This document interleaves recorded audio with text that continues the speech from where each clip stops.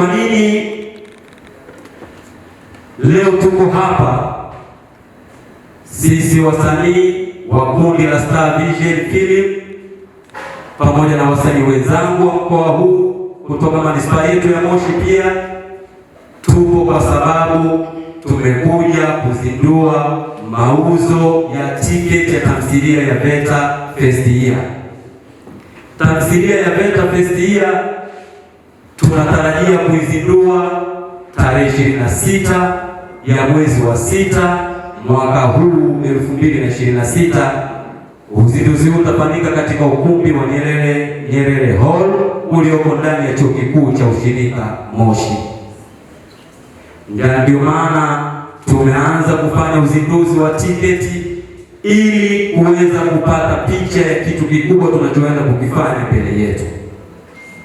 Tunaishukuru serikali yetu kwa kuwa karibu na sisi wasanii na viongozi wetu mbalimbali, wametupa nguvu hadi kuweza kufikia hapa tulipofika sasa hivi. Niwashukuru sana uongozi wa chuo cha VETA Moshi, wametuwezesha kuweko hapa hadi wakati huu. Lakini sio hivyo tu, ili tuweze kwenda kufanya uzinduzi mkubwa ulio bora, sisi tunahitaji kupata wadhamini, kupata wadau mbalimbali, viongozi wetu wa serikali kutushika mkono ili tuweze tukafanikishe uzinduzi wa tamthilia ya VETA First Year.